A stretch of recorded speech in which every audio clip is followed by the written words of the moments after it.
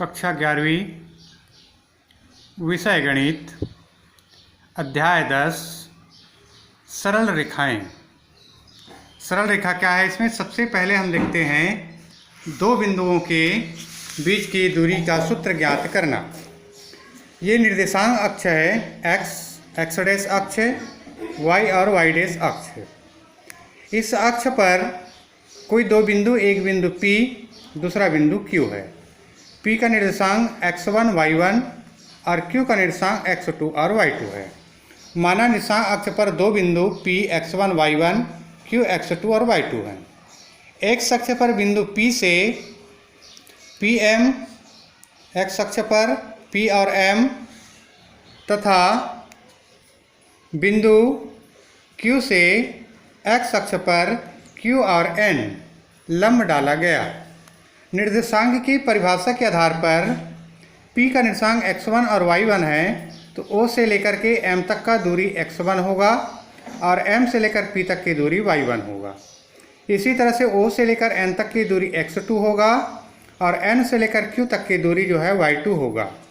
अब देखना, क्योंकि OM बराबर x1, ON बराबर x2, इसलिए यहाँ पर देखिए क्योंकि PR जो है M और N के बराबर है, इसलिए M और N बराबर होगा ON minus OM, x2 minus x1। इसी तरह से PM बराबर होगा P और M बराबर, यह है Q और R, तो QR P और N, तो ये दोनों बराबर है, ये भी y1 का मान है, तो यहाँ से Q और R बराबर होगा QN माइनस R और N, तो y2 माइनस y1। समकोण त्रिभुज QR और P में, समकोण त्रिभुज QR और P में पाइथागोरस प्रमेय से कर्ण का वर्ग PQ का वर्ग, लंब का वर्ग P वर्ग का वर्ग, धन आधार का वर्ग QR का वर्ग, PQ का वर्ग बराबर x2 माइनस x1 का whole square plus y2 minus y1 का होल स्क्वायर। वर्ग को हटा दीजिए तो धन ऋण वर्गमूल x2 माइनस x1 का whole square plus y2 minus y1 का होल स्क्वायर।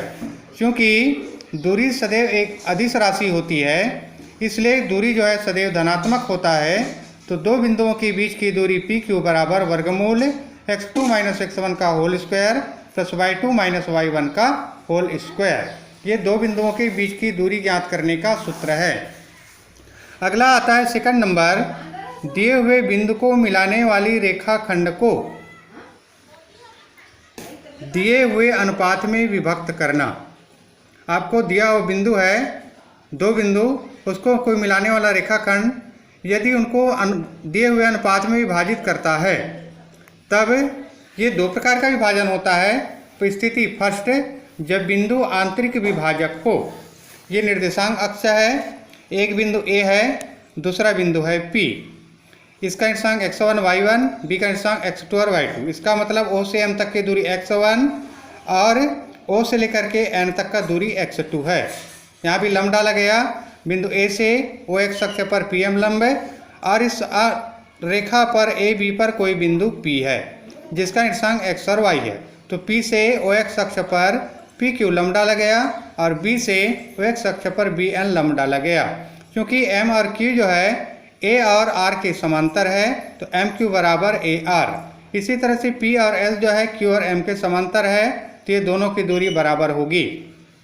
इसी तरह से M बराबर होगा R और Q और P और Q बराबर होगा S और N। तो दो बिंदु A x1 y1, B x2 y2, इन बिंदुओं को मिलाने वाली रेखा को बिंदु P x और y जो है M1 अनुपात M2 के अनुपात में अंतः विभाजित करता है, अंदर से काटता है।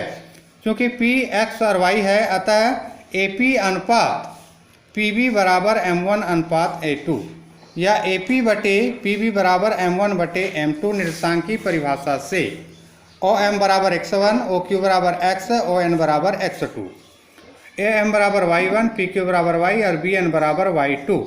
क्योंकि AR बराबर M और Q, इसलिए OQ बराबर माइनस OM, इसका मान निकलेगा x माइनस x1। इसी तरह PS बराबर निकलेगा ON minus OQ x2 minus x। इसी तरह से y का मान निकलेगा। तो इसी तरह से x का जो मान आता है मध्य वाला बिंदु, ये होता है m1x2 प्लस m2x1 अपान m1 प्लस m2, और y का मान होगा m1y2 प्लस m2y1 बटे m1 प्लस m2। इसलिए बिंदु P का निर्देशांक होगा m1x2 प्लस m2x1 अपान m1 plus m2, m1y2 plus m2y1 अपान m1 प्लस m2।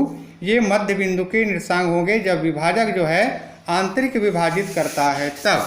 और जब विभाजक जो है वह विभाजक हो, ये और बी सरल रेखा है, ये बाहर से बिंदु P x और y जो है इसको विभाजित करता है, तो इसका निर्देशांक होगा x बराबर m1x2 माइनस m2x1 अपान m1 माइनस m2, और y बराबर m1y2 माइनस m2y1 अपान m1 माइनस m2।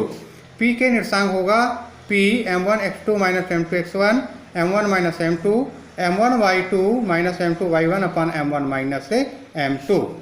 अब इसी तरह से आगे आता है, इसी में त्रिभुज का क्षेत्रफल ज्ञात करना। निर्देशांक अक्ष है, इस पर 3 बिंदु हैं A, B और C, जिसके निर्देशांक क्रमशः x1 y1, x2 y2, x3 और y3 है।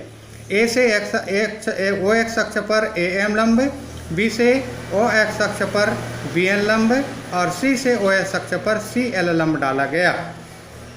ABC एक त्रिभुज है जिसके शीर्षों के निर्देशांक मैं बता दिया। शीर्ष ABC से क्रमशः AM, BN और CN लंब डाला गया। निर्देशांक की परिभाषा से यहाँ पर भी O से M तक की दूरी x1, O से N तक की दूरी x2 और O से L तक की दूरी x3। इसी तरह से M से लेकर A तक की दूरी y1, N से लेकर B तक की दूरी y2 और L से लेकर C तक की दूरी y3 है निर्देशांक की परिभाषा से। तो इसी तरह से OM बराबर x1 और ON बराबर x2, यह बराबर होगा OL बराबर x3। इसी तरह से पूरा मान निकाला गया है, तो यहाँ पर निकला MN बराबर x2 माइनस x7, M और N की दूरी। इसी तरह से M और L बराबर x3 माइनस x1 और NL बराबर x3 माइनस x2। इसी तरह Y का मान निकलेगा।